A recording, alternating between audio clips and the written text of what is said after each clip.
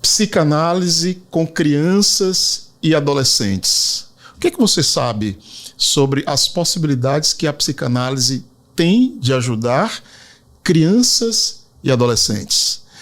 Esse é o tema do nosso episódio hoje no Ser Psicast. Nós vamos falar sobre psicanálise, vamos falar sobre infância, sobre adolescência, vamos falar muito sobre Donald Winnicott, seus principais conceitos e sua grande contribuição ao mundo do desenvolvimento infantil e adolescente. Para conversar com a gente sobre esse tema, eu estou recebendo mais uma colega de trabalho. Ela é psicóloga e psicanalista, Maria Eduarda Ferro, psicóloga infantil winnicottiana, vai conversar com a gente aqui sobre esse importante assunto, tá bom? Eu sou Paulo Nascimento, sou psicólogo, sou professor e fica com a gente aí porque esse episódio tá muito especial.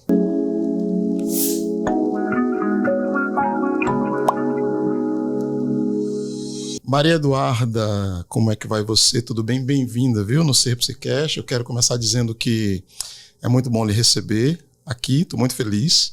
Feliz por você se dispor a falar da psicanálise aqui, que eu acho uma coisa super bacana, apesar de não ser psicanalista.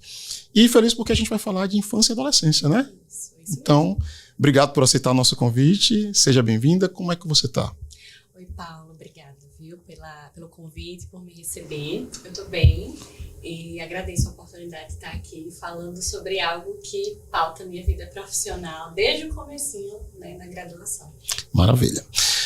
A gente tem um ritual aqui que a gente faz com todo mundo, pessoal de outros ambientes, né? Esse podcast é muito assistido, viu? Ah, que bom. Não só aqui na nossa região, mas o país inteiro.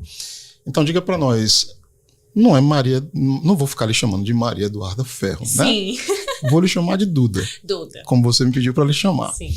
Duda, diga para nós um pouco, Duda, da sua formação e da sua atuação profissional. Certo, né? Eu me formei na UFAL, na Universidade Federal. De Alagoas. De Alagoas, isso mesmo, né? Uma experiência maravilhosa, sempre digo, né? A gente estava conversando um pouquinho antes, que fui muito feliz na UFAL. Fomos, né? E desde o começo, desde o início da graduação, né? Eu estudei, né? Me debrucei sobre infância e adolescência. Você já estava pensando nisso? Não antes da graduação, né? A partir de uma matéria da graduação, né? Desenvolvimento 1, eu posso te dizer exatamente. Eu adoro essa área.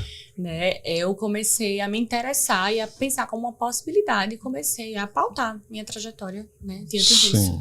Então, fiz pesquisa, fiz estágio, fiz o TCC voltado também, né, na relação materno-infantil, mas após a graduação, fiz pós-graduação e estou concluindo o segundo curso de formação. O primeiro eu fiz em clínica psicanalítica com crianças, logo assim que acabei a faculdade, e estou agora concluindo clínica psicanalítica com adolescentes. Né? Então já deu para perceber que eu trabalho bastante com esse público.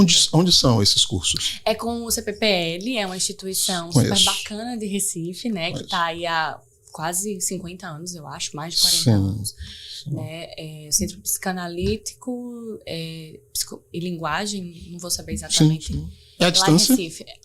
Hoje né? Depois da pandemia eles ofertam, né, remotamente, e antes era presencial, mas após a pandemia a gente faz online.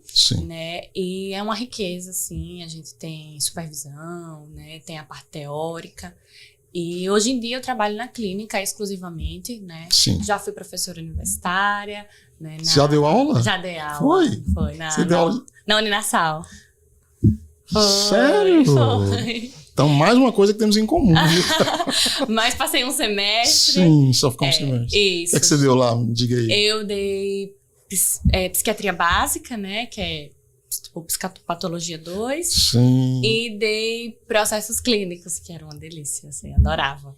Processos clínicos eu não dei, mas psicopatologia também. Pronto, foi um desafio, né? Porque é uma matéria super densa, né? Tem que estudar muita coisa, mas foi maravilhosa essa experiência.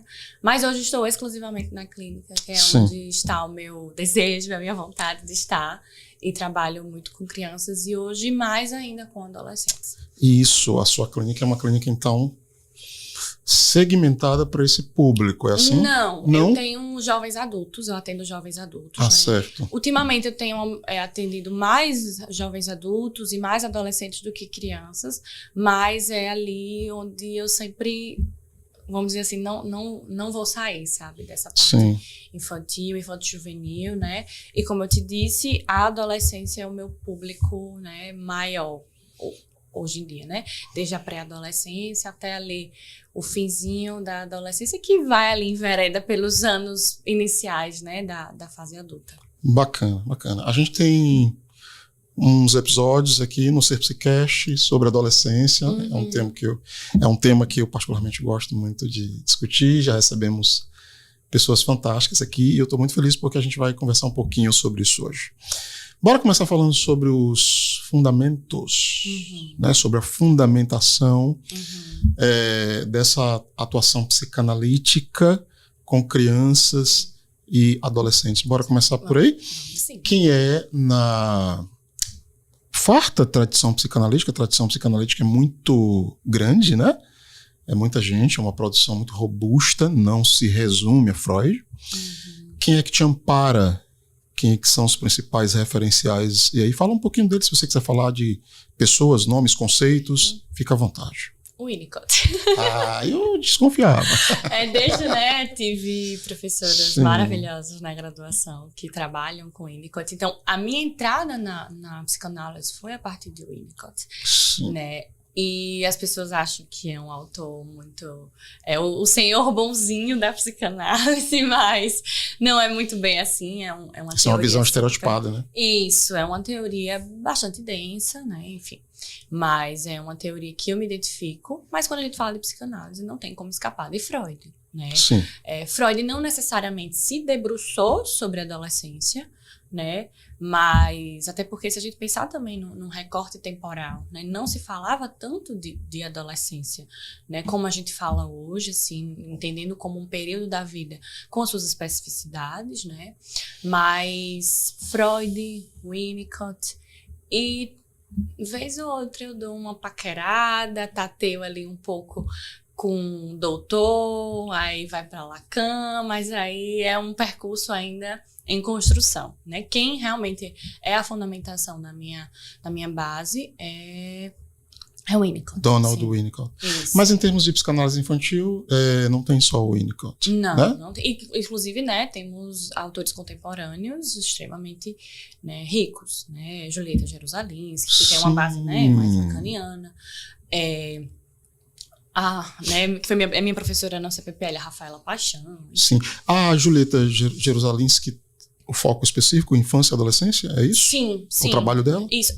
Eu acredito que ela na clínica atenda, né, adultos, mas todo o percurso dela de estudo, de produção, é toda voltada para crianças e adolescentes. Eu tenho um livro organizado por ela, eu comecei a ler esse livro, eu não avancei muito, mas assim, a proposta é fantástica, eu estou tentando lembrar o título. Eu sei que é um livro sobre tecnologia, Intoxicações eletrônicas. Um clássico. É isso, clássico. Exatamente. É ótimo. Eu fiz um seminário com ela, na verdade um curso de seminários ano passado sobre infância, em que cada mês, era um tema.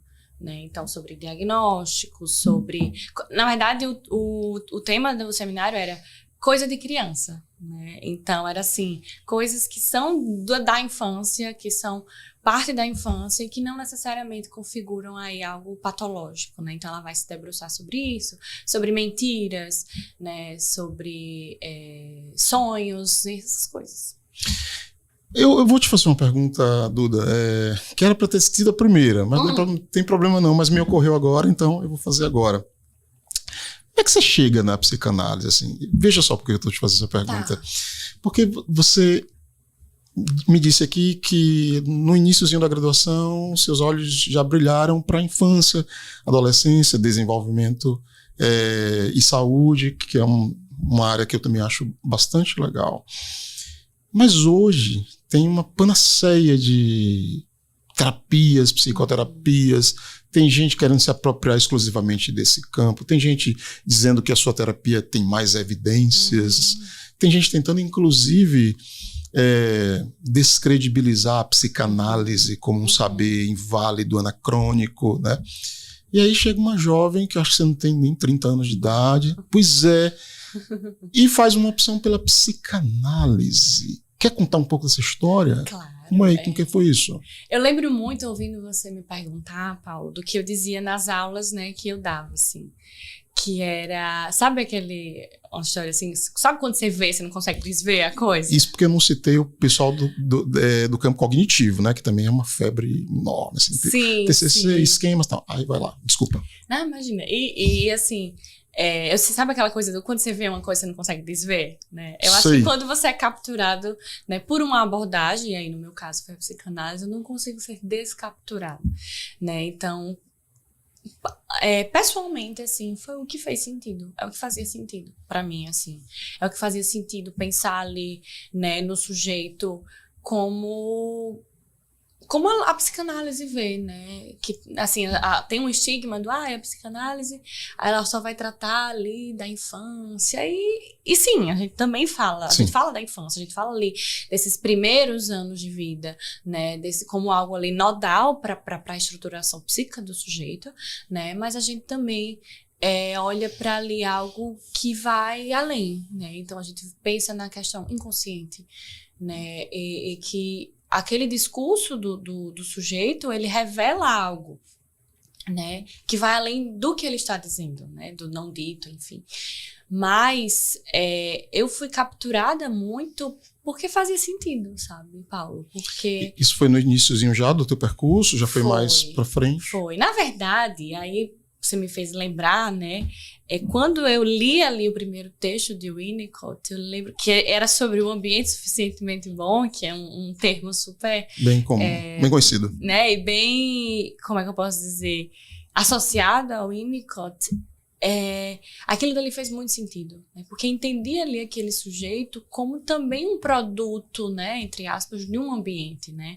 Então, de uma relação materno-infantil, de uma relação com o pai, de uma relação com a escola, de uma relação, né, com o cotidiano, né? E aí o Winnicott também fala, ele escreveu ali no período, né, de guerra, então ele fala ali de um ambiente que é hostil, que é negligente, que não é nem suficientemente bom, que é ali que priva, né, aquele sujeito de um bom desenvolvimento. Então, tudo isso para mim fez sentido, né, de pensar num percurso de uma pessoa, né, com essa relação com o ambiente, né? E a partir disso que eu fui tateando aí outros autores que falavam sobre outras coisas. Essa expressão é uma chave no pensamento de Winnicott, né? Suficientemente bom. Uhum. Você falou, eu não sabia que isso se estendia, inclusive, a uma avaliação do ambiente.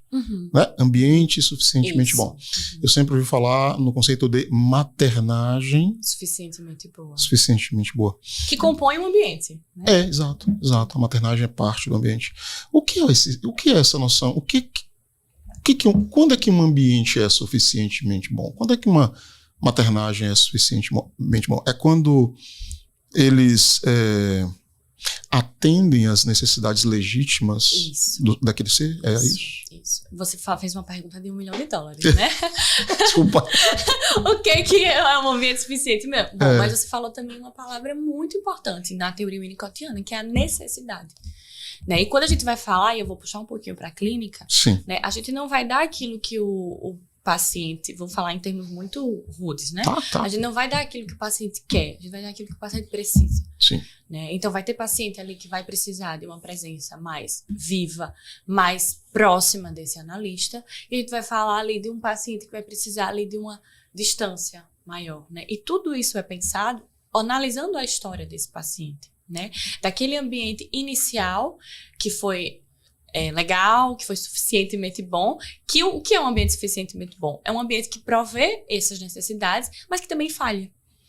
Né? Então, quando a gente usa esse termo, né, da maternidade, e eu vejo esse termo sendo bastante disseminado, né, no senso comum, até para pensar, inclusive, numa maternidade que falha, né, que tem aí uma ausência que é importante diante da capacidade, né, da criança, daquele adolescente de suportar, mas é um ambiente, uma maternidade e uma paternidade também, né? Acho que é importante fazer esse parêntese, que quando o Winnicott fala de mãe, ele não fala da mãe mulher, mas sim de quem compõe essa função inicial da vida na criança, né? Que pode ser um pai, que pode ser uma avó, que pode ser, enfim, um cuidador. Sim. Né? Mas até me perdi do que eu estava dizendo, vamos voltar.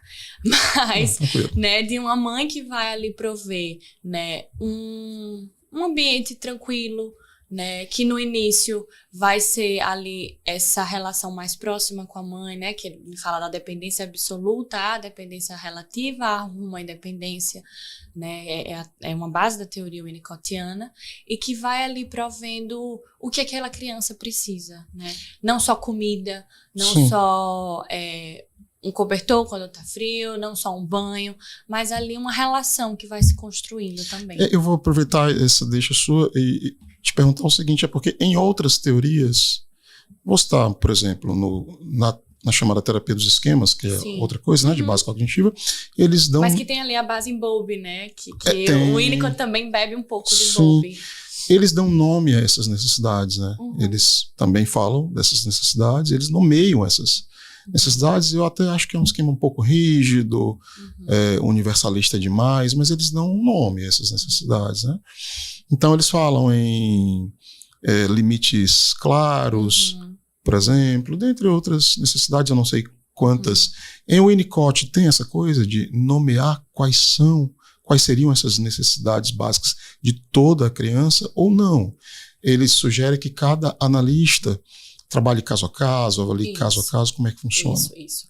Né, tanto na relação analista-paciente quanto na relação, né, função materna-criança, o Winnicott, quando fala de nomear, ele fala de 2 pontos muito importantes, que é o holding, né, que em tradução é o segurar, o amparar, e o handling, que a gente pode traduzir para manejo. Né? Então, assim, o holding, quando ele fala, né? E aí, quando eu tô falando de mãe, criança, a gente também pode pensar analista-paciente, né? Que às vezes o que a gente faz muito é uma função ali de necessidades que aquele paciente não teve, né? Inicialmente na vida.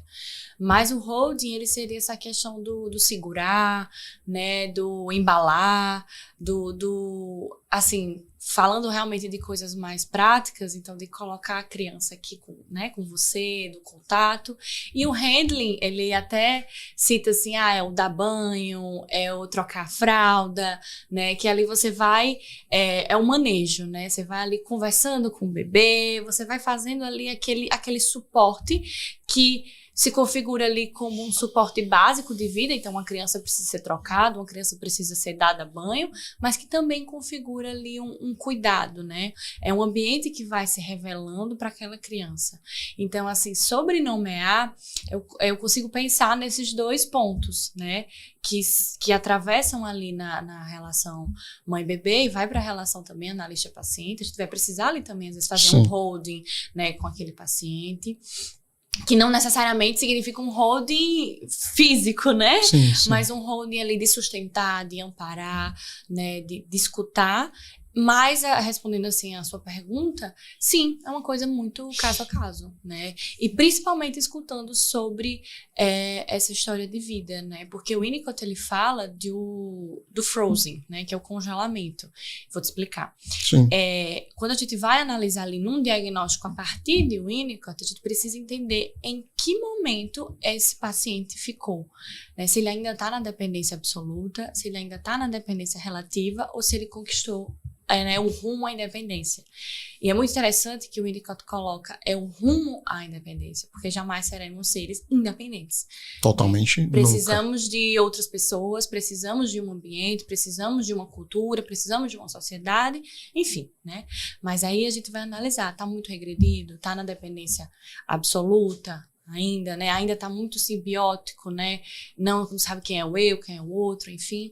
Ou já tá ali na dependência relativa, né? Entendendo claramente que idade cronológica nada tem a ver com idade psíquica. Né? Sim. Certa medida.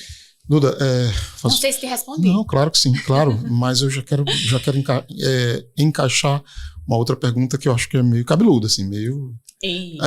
Mas vambora. Porque veja só, a gente tem uma febre de diagnósticos na infância. Vou citar alguns, tomando como referência coisas como DSM e tal. Sim. A gente tem tido muito diagnóstico de TDAH, por exemplo. Uma febre. Assim, a criança chega, sai com diagnóstico de TDAH, o que tem implicações muito sérias, né? Porque muitas vezes tem medicação. Bom, enfim. Muitas intervenções, terapias interprofissionais. Então, muito diagnóstico de TDAH, muito diagnóstico de autismo. Autismo é um tema que está na crista da onda, fora outras condições, TOD. Estou dizendo isso porque eu trabalhei em escola e é o que se via, assim, né? E muitas famílias correndo atrás de diagnóstico, inclusive. Algumas até maliciosamente para ter acesso a certos, entre aspas, direitos, benefícios, né? Previdenciários, inclusive. Como é que, de um ponto de vista winnicottiano, são vistas as questões desses problemas graves de desenvolvimento? Eu transformaria essa pergunta dizendo assim, como é a psicopatologia de um ponto de vista psicanalítico e winnicottiano? Tem chegado na sua clínica, por exemplo, casos de pais desconfiados? Olha, acho que minha criança é autista, acho que a minha criança é isso e tal. Quando chega, como é que você maneja, né? Você trabalha com isso? O primeiro de tudo, a gente precisa, acho que isso é básico e até repetitivo, que é a gente escutar, né?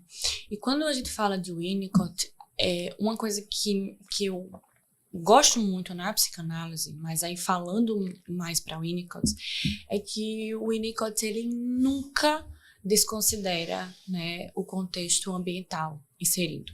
Sim. Né? Então vamos pensar, o Winnicott escreveu, né, no período da Segunda Guerra, né, e que hoje em dia, né, a gente não está vivendo uma situação de guerra, mas a gente também está vivendo outras circunstâncias. O Winnicott era um britânico, né? Britânico, pediatra e psicanalista. Sim. Trabalhou com crianças órfãs.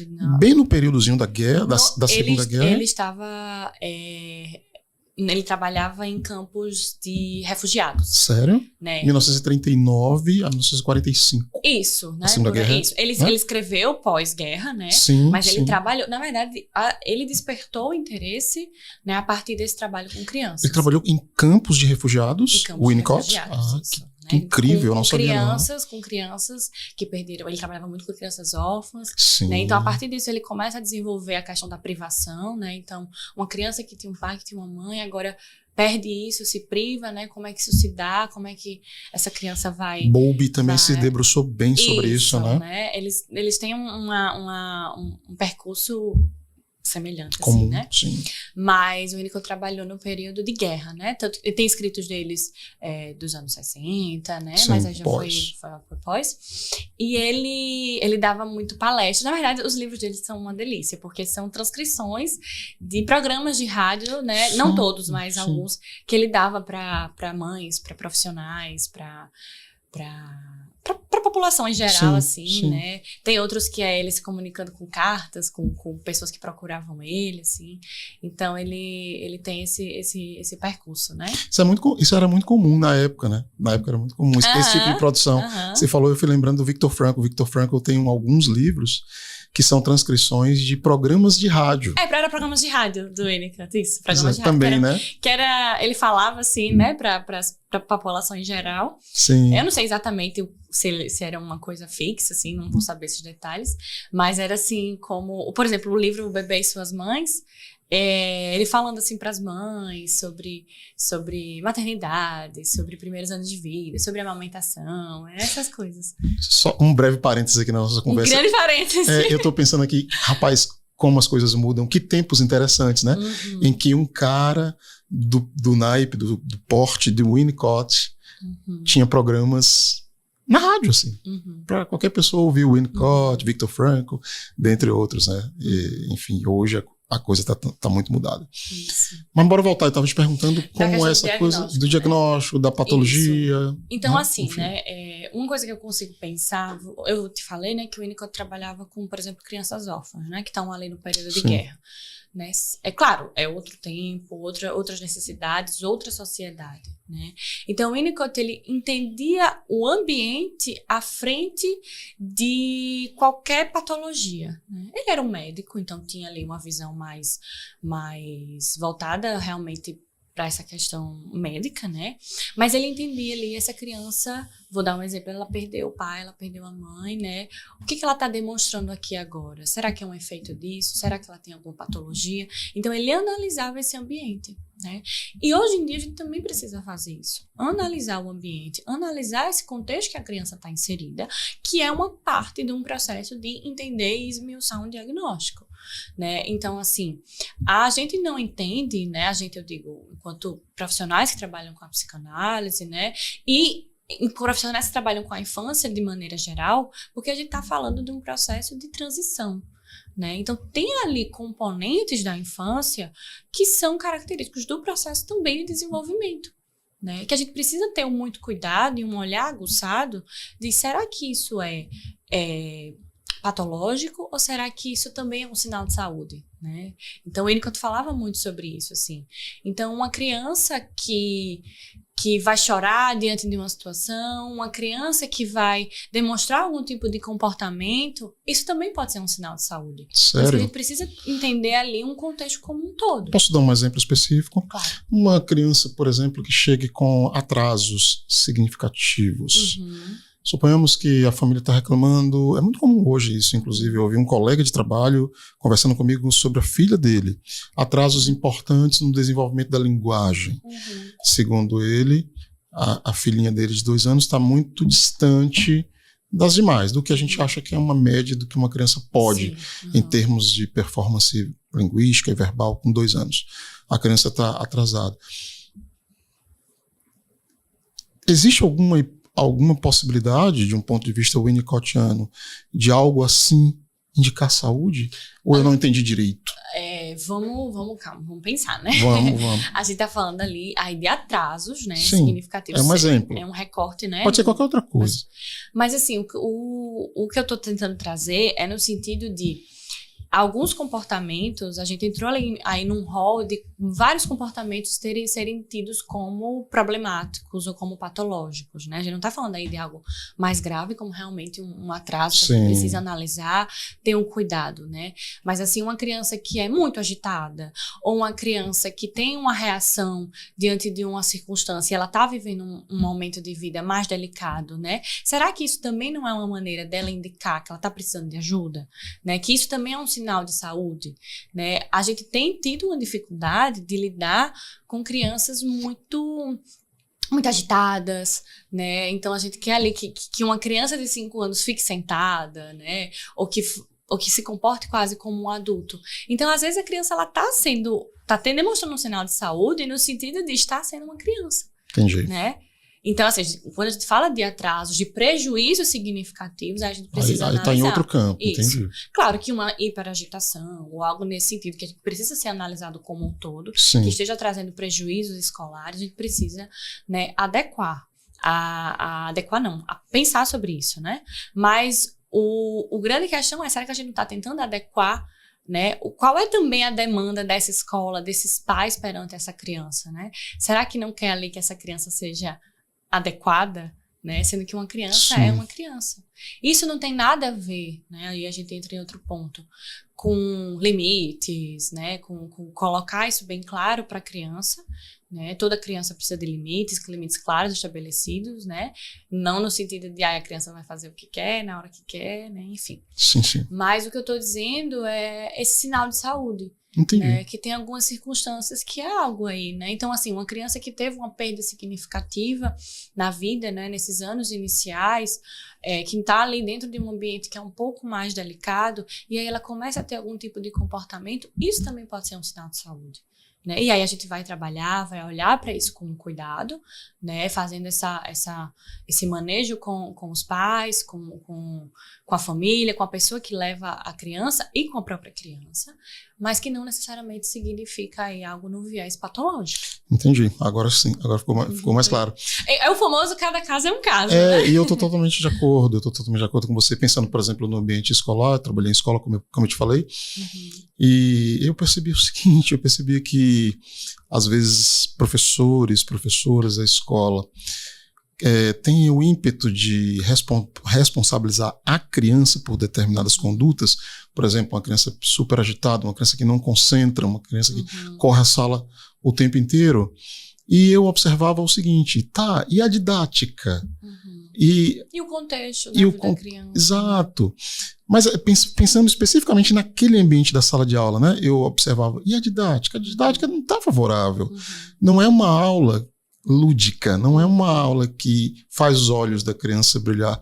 Eu vi, por exemplo, crianças de 6 anos serem colocadas para assistir desenhos, né, no auditório com 1h30 de duração. Como é que eu vou cobrar que essa criança se mantenha, uma criança de 6 anos, né? Como é que eu vou esperar que essa criança renda, se mantenha? Sinceramente, Duda, nem eu às vezes tenho paciência. Mas isso também é um efeito aí dos nossos tempos. A didática está errada, né? O ambiente não tem sido interessante e a criança não vai funcionar bem quando o ambiente não está adequado às suas características. Isso, né? Você falou, né, da questão do TDAH, que tem sido, né, bastante disseminado, mas a gente também está diante de uma...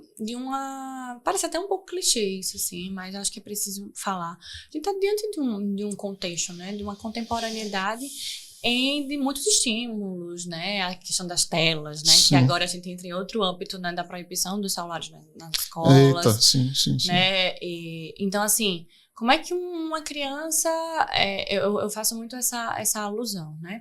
Uma criança que tem aí uma dificuldade de saber perder, de lidar com frustração, sendo que todo o contexto da vida dela é inserido dentro de jogos de celular. Entra em outra esfera agora. Tudo certo, tá valendo. Né? Então, assim, eu jogo o celular, eu perco, mas aí eu reinicio. Então, assim, não existe aí Ou seja, não perco, né? Essa dimensão da falta, de perder, de se frustrar. Então, essa criança vai ter dificuldades, né, em um relacionamento entre os pares, na escola, né, vai ter dificuldade de manejo com os colegas. Não dá para reiniciar. Não dá para reiniciar. Quando eu perco uma briguinha com um coleguinha, né?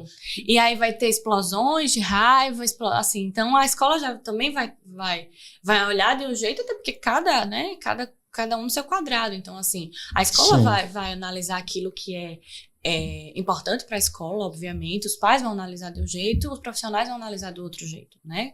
Isso é fato. E em comunhão, todos vamos pensar nessa criança como algo multidimensional.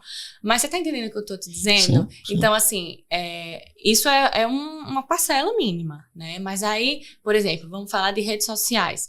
Os vídeos que as crianças assistem têm 15 segundos, né? Como é que você vai se interessar por uma aula que dura 40 minutos? Ou por um livro. Assim, ou por um livro, analógico, né? De papel. Isso não é nenhuma demonização da tecnologia. A tecnologia veio para ficar. A questão é como a gente faz o uso dela, né?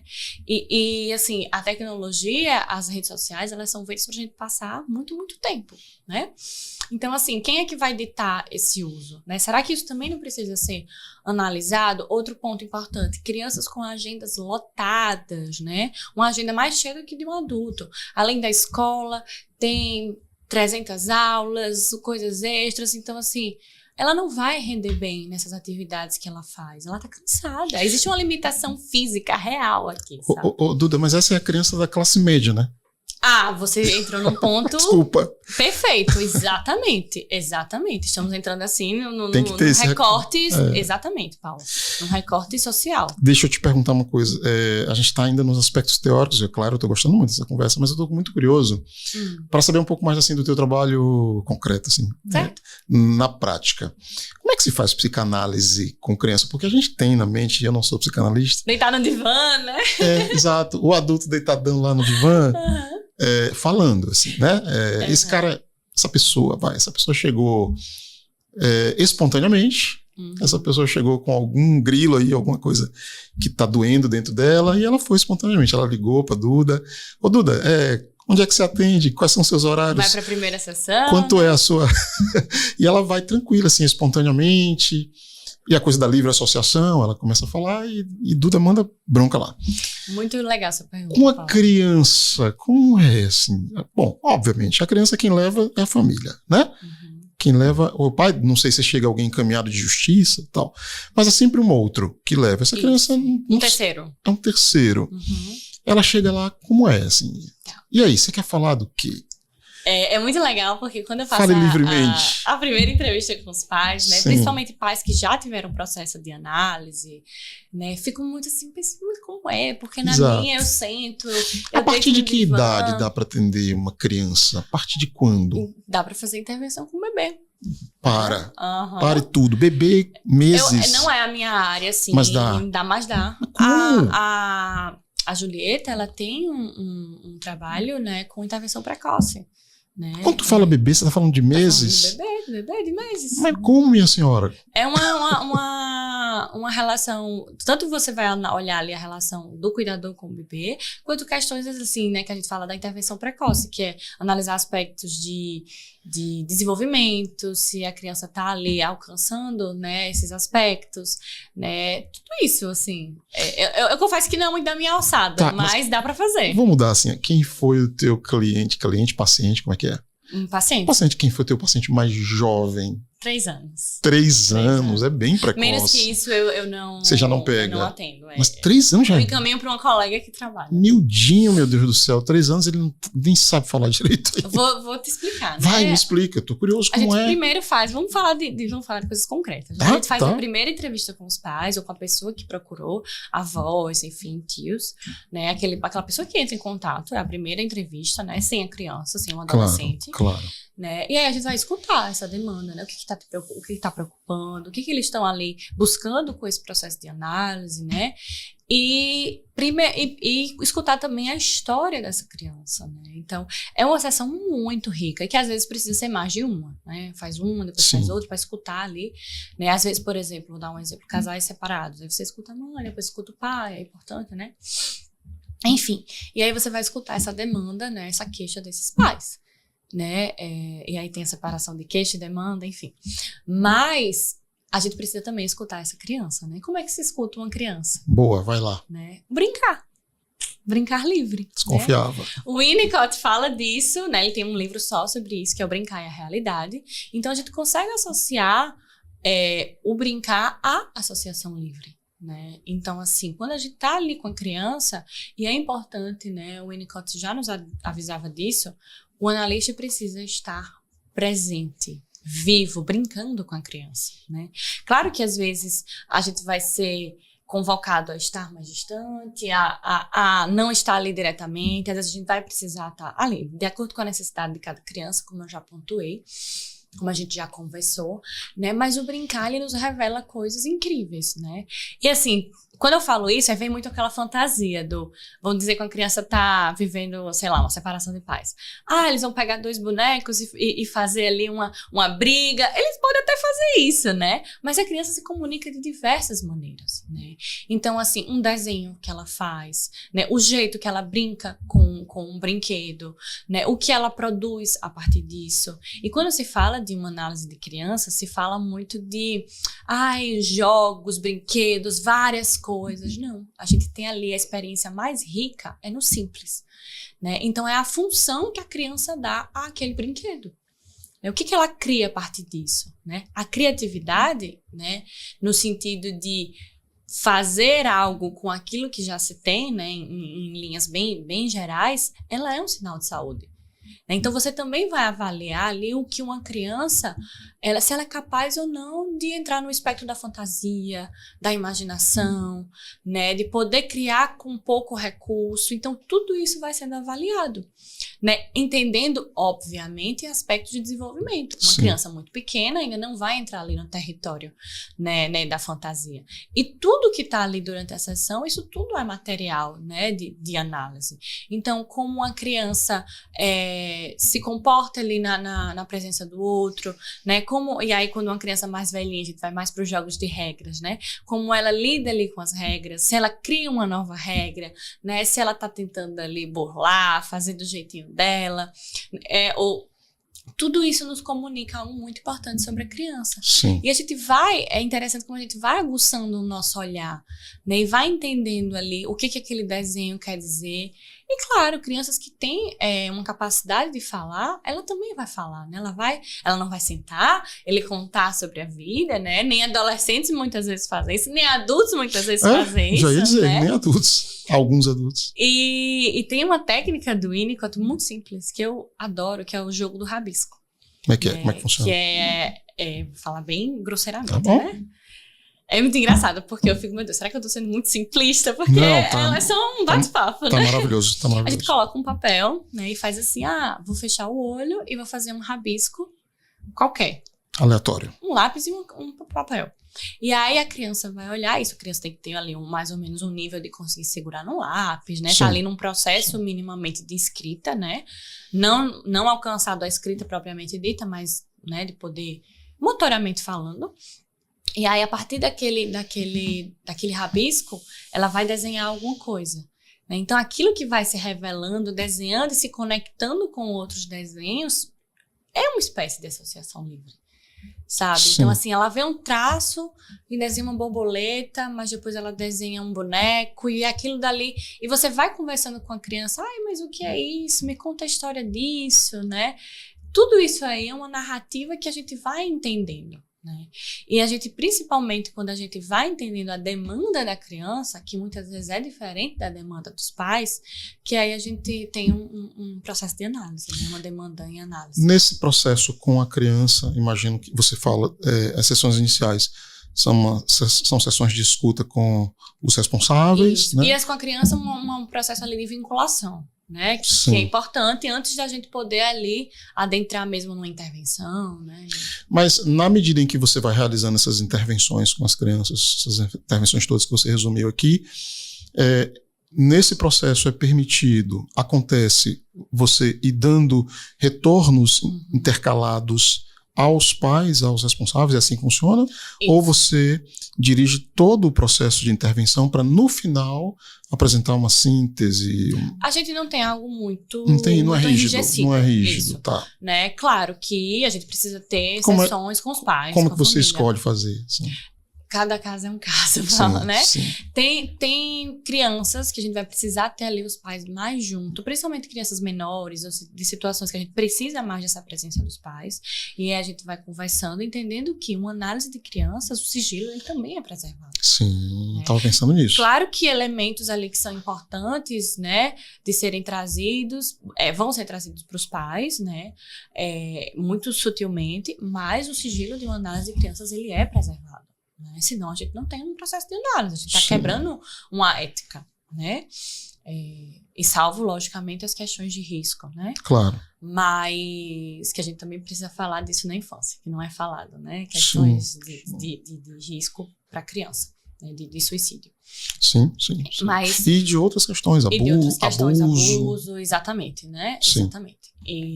Então, assim, voltando à sua pergunta, não é algo tão enrijecido, né? Mas a gente vai ter esse contato, sim, com os pais, né? E é de uma maneira muito singular. Às vezes a gente precisa ali, deixa eu, né, entender só a criança para poder também entender melhor e não às vezes até se misturar essa demanda dos pais com a demanda das crianças. Não, vou dar um time aqui, vou atender com a criança, depois a gente tem uma sessão, né? E a criança normalmente entra sozinha, né? Salvo alguns casos que a criança vai necessitar ali do pai, da mãe dentro da sessão. Mas essa questão da periodicidade, ela é muito singular, né? É muito singular mesmo. Crianças mais novinhas, geralmente, é mais junto, né? Sim. Mas esse processo ali de vínculo com a criança, eu geralmente, né, eu dou um tempo para me vincular com a criança, para poder eu ter aí um material de observação dessa criança para poder também ter essa conversa com os pais. Eu sei que você vai responder de novo que cada caso é um caso, mas eu vou te perguntar assim mesmo, porque na análise adulta, existe a possibilidade dessa análise. Eu sei que não tem um formato rígido também, não tem um padrão estabelecido, mas eu sei que existem análises que podem se prolongar bastante, durar muitos anos. Isso. Eu conheço análises de mais de 20 anos. Sim. Né? Eu, como psicoterapeuta, nunca tive experiência, mas eu atendi uma pessoa por 6 anos. Eu me desvinculei dessa pessoa recentemente, mas ela esteve comigo por 6 anos. Eu acho 6 anos bastante tempo. E eu não sou psicanalista, sou psicoterapeuta, trabalho com abordagem humanista e tal. 6 anos, né? Eu avalio que esses 6 anos foram muito bons, eles foram necessários. No caso dessa pessoa, foi o que tinha que ser.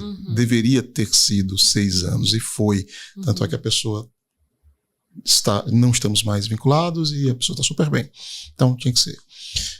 No caso da análise de crianças, eu suponho que esse processo seja mais volátil, assim, seja mais rápido, as análises não sejam tão prolongadas. Sim, de certa medida sim, né? Claro que tem casos que não, né? Que tem casos mais delicados, que às vezes a demanda inicial já não é mais a demanda central, vamos dizer assim, como que aquilo vai, né, se perdurando. Tem algumas famílias que às vezes querem que você fique acompanhando a criança, mesmo assim, né, quando a coisa já tá mais resolvida, entre aspas, né, e que é que você tem ali, que a criança tem esse suporte, né, que tem esse espaço, né, mas geralmente tem ali um começo, um meio e um fim, né, e chega um momento, às vezes, que não faz mais tanto sentido, né, e aí quando a gente fala de uma análise de criança, a gente fala muito de um processo de pausa, né, não de um processo de alta, mas assim, não, vamos pausar, vamos, né, às vezes a criança já tá ali cansada de ir pra você toda semana, isso é normal, né, quando a gente fala, eu sempre digo, quando a gente fala de criança, a gente fala de algumas sutilezas que a gente aprende na psicanálise, que serve para análise de adulto, mas que não serve ali para análise de crianças. Né? Então, perfeito. Tem coisas ali que são muito sutis, do real mesmo, né? Da questão real. Então, assim, isso tudo é muito conversado com os pais, é muito conversado com a criança, né? Para que isso possa, né, fazer isso de um processamento sem uma interrupção abrupta, né? Numa questão ali, realmente de uma finalização, né? Uma coisa que acontece muito, e aí eu tô falando de coisas concretas. Final do ano, férias, a criança, né, entra de férias e não volta mais. E aí volta quando tem alguma outra coisa acontecendo, né? Claro que não é o ideal, principalmente quando a criança tá precisando daquele espaço. Mas acontece muito, né? E às vezes a criança fica super bem, enfim. E a gente também precisa falar de algo que eu acho que é nodal, né? Que é muito simples. Mas que o espaço da vinculação e o espaço o espaço setting, né, mesmo ali, ele já é terapêutico por si só para aquela criança. Sim. Então a criança poder ter um espaço que não é pedagógico, né, que ela vai se expressar, né, que ela vai poder ali ter um espaço que é só dela, né, com um adulto que vai estar acompanhando ela e que não é o pai, não é a mãe, não é a professora, não é alguém ali que tem outra função, isso por si só já é terapêutico. Né? Ela saber que toda quinta-feira, às 3 horas da tarde, ela vai lhe encontrar, né? Isso também é, por si só, muito terapêutico, né? A vinculação é basal, assim, e essa presença viva, né? Por si só já é terapêutico. Sim. Então, assim, quando ali isso já não começa a ter mais tanto sentido, quando a demanda já foi assim, né? Esvaecida, que a coisa tá caminhando bem, aí a gente também faz uma aposta de que essa criança pode seguir sem uma análise. Bora pular para a adolescência? Bora. Porque eu vou trazer de novo uma frase que você falou no início. Você disse que, olha só, você está comprometida com as suas palavras. Porque você falou que do seu maior público tem sido o público adolescente. Sim. Né? Pensando na sua atuação específica. O que é que essa adolescentada toda está fazendo no consultório com uma psicanalista? O que é que está acontecendo com esses adolescentes? Como assim? Por que tem tanto adolescente? Porque, veja, a minha experiência de psicoterapeuta com adolescente é a seguinte: eles não vêm por conta própria, é muito raro. Você tá desatualizado, viu? Talvez esteja porque não atendo tantos, mas os que atendi, não atendi muitos. Não atendi muitos. Os que atendi... Bora lá, Duda. Todos vieram por outros. empurrados assim, ó, ou pelo pai ou pela mãe. Todos.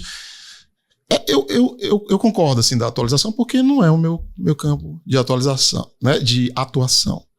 Então, os teus estão indo mais espontaneamente. Ótimo, também, que bom que eles estão. Isso para mim é ótimo, isso é bom. A minha pergunta é, por quê? O que está acontecendo com essa adolescência que espontaneamente está enchendo os consultórios? Eu tava brincando, né? Da história desatualizada, né? Porque... Deve estar. Tem aí a gente tá falando aí de algo, vamos dizer, meio a meio, né? Tem metade aí que os pais começam a perceber que tem algo que não tá legal, né? Ou aquele adolescente, porque a gente também vamos falar aí de saúde também, né? Tem um processo, né, que é saudável adolescente, que é algo normal, né, natural, que esse adolescente dê uma deprimida, fique ali introspectivo. Claro que a gente não pode negligenciar esses sinais, né? Mas que tem algo aí, né, realmente da adolescência, né? Só que aí isso começa a perdurar, algum comportamento começa a ficar diferente, ou o adolescente está passando por alguma mudança, né, de escola, de casa, ou está acontecendo alguma coisa na família, enfim. E aí os pais chamam a atenção e aí conversa com o adolescente. Então, você gostaria de ir para uma psicóloga, né, e fazer um processo de análise? Sim, eles topam, né? Por quê? A gente também está vivendo aí uma disseminação muito grande sobre saúde mental. Sim. Né? Se você entrar nos TikToks da vida, eles estão falando isso o tempo todo, de uma maneira até bem desenfreada, assim, né? Então, diagnóstico virou etiqueta, né? Eu sou isso, né? Então, olhe como eu sou. E virou ali uma espécie de funcionamento mesmo entre os grupos, né? Então, alguns adolescentes até querem algum diagnóstico, e aí a gente entra em outro campo. Mas muitos deles vêm por conta própria, sim, né? Para ter esse espaço, para poder falar, né? Para poder ser escutado. Sim. Né? Muitos adolescentes, eles têm muito esse estigma, né, Paulo? Adolescente não fala, calado. Mas será que esse adolescente está sendo convocado a falar? Será que tem alguém ali disponível para escutar, né, ele? Então, assim, às vezes sobre as coisas que ele gosta, né, sobre jogos, animes, bandas, enfim, né, e isso às vezes eles encontram somente num setting, né, terapêutico. Eu imagino que a dinâmica com esse adolescente que chega seja completamente diferente da dinâmica com a criança. Acho que é uma análise, suponho que ela seja muito mais próxima, muito mais parecida do que a análise adulta. Isso, depende da idade também, né? Um adolescente ali entre... Você está considerando a adolescência, cronologicamente, qual é a tua baliza? Desde a pré-adolescência dos 11 até os 18, na adolescência, assim, né? Entrando aí também algumas pessoas de 19 e 20 que ainda estão no âmbito adolescente. Recebi uma colega nossa que... Nossa colega, que inclusive formou-se na mesma universidade que nós, a Mirella Nobre. Queridíssima. Maravilhosa. Deu uma aula aqui. Olha, Mirella foi para neurociência, falou de cérebro, e ela considera que essa baliza está em 25 anos. Sim, né? A gente tem hoje um termo, né, estudado, que é a adultescência. Adultescência. Fala dele aí. É a primeira vez que eu escutei. Adorei esse neologismo. Adulto faz muito sentido. Porque a gente está falando também, né, Paulo, de questões ambientais. Né? Faz muito sentido. Fazendo recortes também sociais, né, de uma classe média, enfim, que você tem ali uma oportunidade de morar na casa dos pais, de não trabalhar, enfim, sim. Né?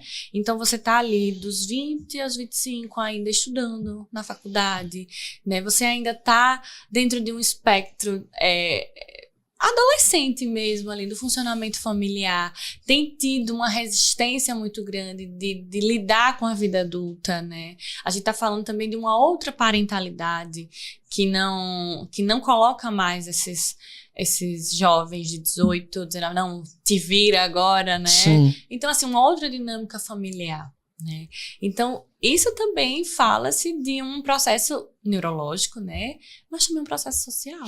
Porque a adolescência não é um conceito biológico, né? A adolescência é tão diferente, inclusive, em diferentes partes do mundo. Infância, não é? Tanto que a gente começou a se falar de adolescência muito recentemente. Exatamente. Como um período ali próprio. Sim. Um período com características próprias, com demandas próprias, né? Então, esse termo aí que está começando a ser estudado, Gostei. Né? Adultescência. Que é isso. Digamos, essa adolescência prolongada para além e um período também dos 20 e tantos anos, né? Um período de transição para o início da vida adulta, né? Entende? Então, assim... Sim. Que está cada vez mais prolongada, é isso que eu quero dizer, assim, essa coisa de que preciso ser autônomo financeiramente, posso morar só, posso assumir as próprias responsabilidades, constituir uma família. Isso. Tá se prolongando. Tá se prolongando. E então, assim, eu compreendo, assim, a adolescência, né? Mais ou menos a partir dos... Que não é a mesma coisa que puberdade, né? Não. Puberdade, a entrada na puberdade não garante uma entrada na adolescência, e uma entrada na adolescência não garante uma entrada na puberdade. A puberdade, sim, são fenômenos biológicos, né? Fisiológicos, mudanças fisiológicas. Exatamente. Né? O ato falho. Um adolescente que está entrando ali em processos púberes, né, não necessariamente está entrando em questões adolescentes, em vivências adolescentes. Sim. Né? Então, pode assim, seguir com a infância, é o que você quer dizer. Isso. Minhas colegas, amigas de profissão digam, 10, 11 anos, nossa, eu amo atender essa idade. Porque eu acho, assim, Por quê? uma sutileza, né? Que enquanto eu tenho pacientes de 11 que brincam, que querem brincar, que tem ali ainda uma dinâmica infantil, tem pacientes de 11 que sentam no sofá e fala e elabora e faz associações, né? Ou às vezes eles, numa sessão, falam pra caramba, na outra sessão, tia, quero brincar. Então, assim, tem muito essa linha bem tênue, assim, e esse processo de descobrimento do próprio corpo, de descobrimento ali de algo que vai além do âmbito familiar. Então começa aí as paqueras, o olhar, né, para o outro, nesse interesse amoroso, né, sexual também, essa descoberta corporal e esse luto infantil que é vivenciado, né. Então eu não sou mais o menininho de mamãe, ainda é às vezes, né, o meu corpo tá mudando, né. Os meninos, a voz começa a ficar grossa, então aquele susto que a mãe toma, meu Deus, a voz dele tá diferente. Então atravessar esse processo às vezes é muito doloroso, e quando eles têm um acompanhamento, né, ali, isso pode ser um pouco mais leve, né, um pouco mais tranquilo, e eu adoro atender essa fase. Ô Duda, eu tenho um de 7. Ah, é? Vai fazer 8 esse ano. Eu acho que eu vou levar ele pra você, viu? Sabe por quê? Porque ele já quer ser adolescente. Aí a gente tem que frear, viu, Paulo? Já tem que frear, calma. Já quer ser adolescente, não quer mais brincar com os da idade dele. Não, Quer brincar com os grandes. Não quer mais ser tratado como uma criança de 7, que é. Uhum. E ele é grandão, ele é bastante... Os interesses já são mais avançados. E aí é um ponto, sabe, importante, sabe, Paulo? Levar pra você, viu? Tá certo. Que a gente tem que pensar, né? E assim, claro, a criança, nem todas as crianças da mesma idade são iguais, né? Mas a gente precisa ter um olhar com atenção com aquela criança que é muito... Não tô dizendo que é o caso do seu, tá? Né? Muito adulta, muito resoluta. Que às vezes pros adultos isso brilha aos olhos, né? Nossa, como ele é desenvolvido. Não, o caso do meu não. O meu é safadeza mesmo, um cabo safado. Eu tenho uma suspeita, Duda. Tem muita influência de tela. Sim. Ele vê muita tela. E vê adolescentes, né, mais exato, velhos. os canais. Ele quer ter canal. Ele tá insistindo comigo para ter um canal no YouTube. Eu tô dizendo não. Pergunte a uma criança, né, que tem acesso a telas, enfim, o que ela quer ser quando crescer. Ela não vai dizer mais. É uma coisa sintomática, viu? Uhum. Ela não vai dizer médico, astronauta, ela vai dizer youtuber. Ou ela vai dizer. Já ouvi. O jogador de futebol é um clássico, né? Mas você é youtuber. Olha só, né? Como a gente tá inserido nu e cru nos novos tempos.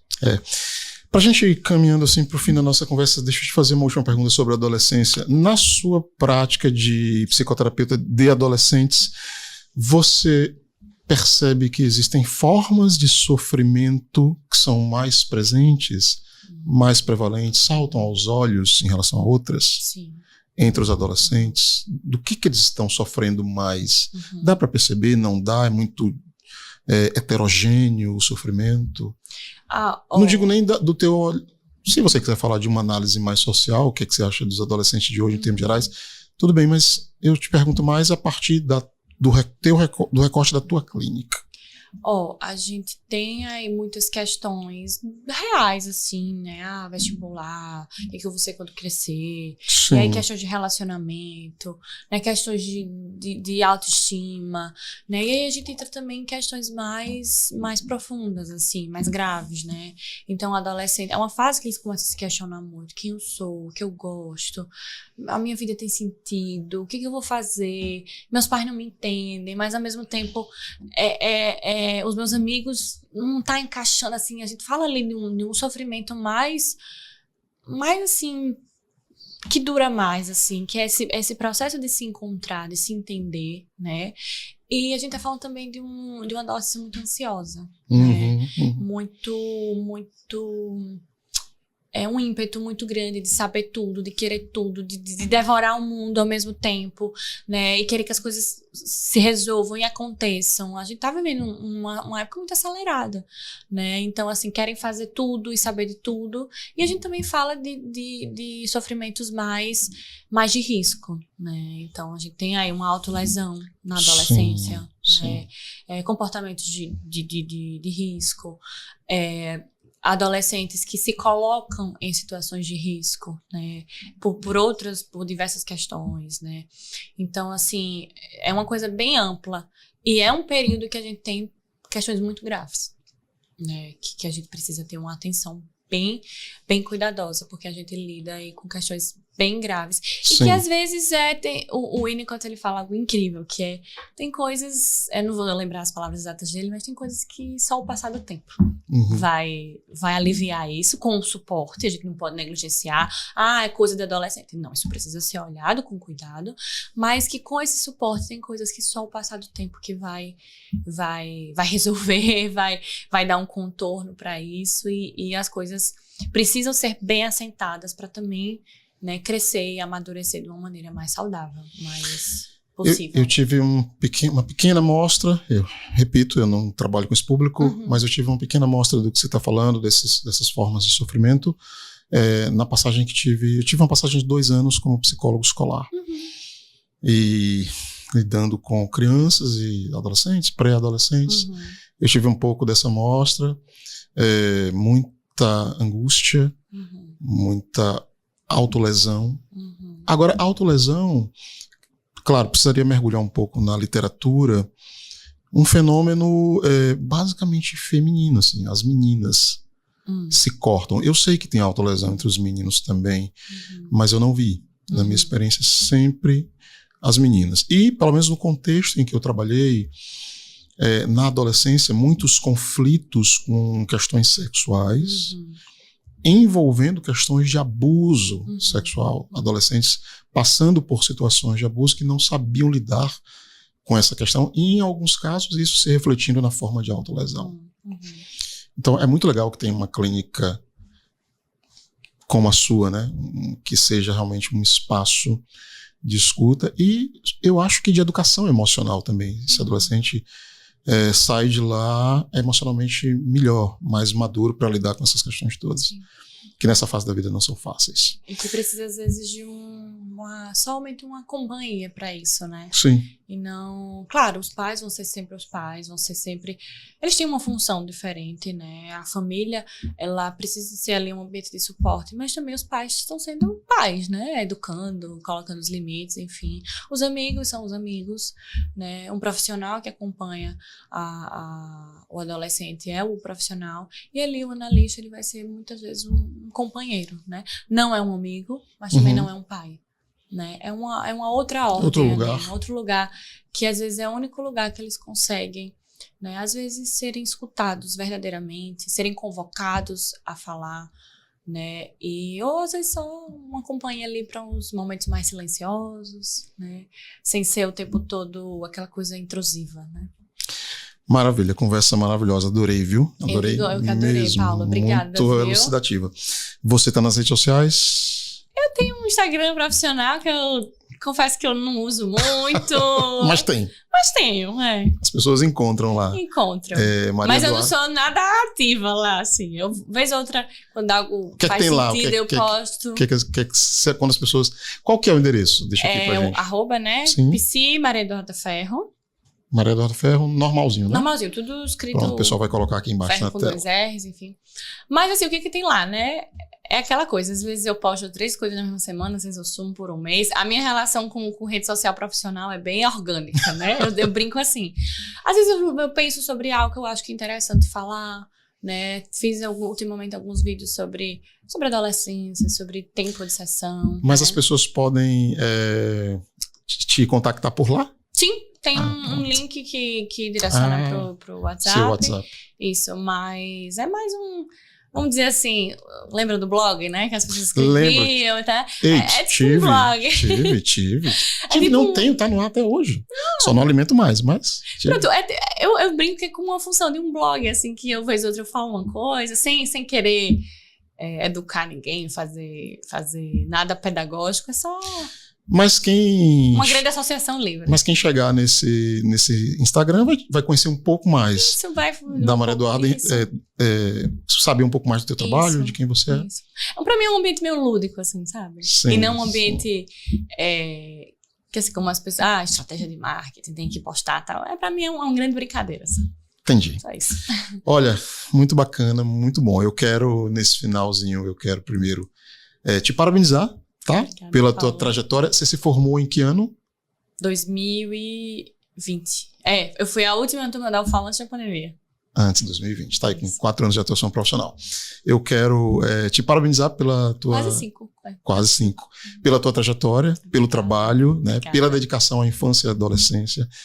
Maravilhoso, assim, tem toda a minha reverência, assim, quem ama a infância e a adolescência tem toda a minha reverência e tem todo o meu respeito. Então, parabéns pela tua trajetória. Obrigada, Paulo. E muito obrigado em nome da Ser Psicólogo por ter separado essa horinha para vir conversar aqui comigo. Obrigada pelo convite, Paulo, pela disposição para escutar, né, sobre essa área que particularmente eu amo de paixão, né, que eu estudo, que eu me debruço e trabalho e que a gente precisa também, enquanto sociedade, olhar, né, com mais cuidado, com mais, né, escutar mais e poder estar mais disponível também para entender isso, né, sem um olhar tão patologizante, mas também sem um olhar negligente, né? Olhar ali com realmente a singularidade e a necessidade daquela criança, daquele adolescente, que eles nos comunicam de diversas maneiras. Maravilha, muito obrigado. Obrigada, Paulo. É isso, um excelente episódio para quem gosta de psicanálise e também para quem não gosta, para quem não é da psicanálise. Eu acho que foi um episódio muito importante, muito elucidativo, conceitos muito bem explicados. Se você está com a mesma impressão, você que chegou até aqui, eu quero te pedir que você pegue o link dessa conversa no YouTube, coloque lá no grupo da família, coloca no grupo da faculdade. Vai ter mais gente que vai sair beneficiado por tudo que foi conversado aqui nesse episódio, tá? Pessoal que está no YouTube, principalmente o pessoal que está no YouTube, não esquece, aqui acima da tela a gente tem um QR Code. Esse QR Code é uma passagem para dentro da plataforma Ser Psicólogo, para que você tenha lá 7 dias de navegação gratuita dentro da plataforma. Não perde essa oportunidade, entra lá, assiste às aulas, faz os cursos, com certeza vocês vão ficar assinantes depois dessa experiência, tá bom? Eu vou me despedindo de todo mundo, obrigado para todo mundo que chegou até aqui, tanto no YouTube quanto no Spotify. Como eu sempre digo, não deixe de cuidar de sua saúde mental. Um grande abraço e até a próxima.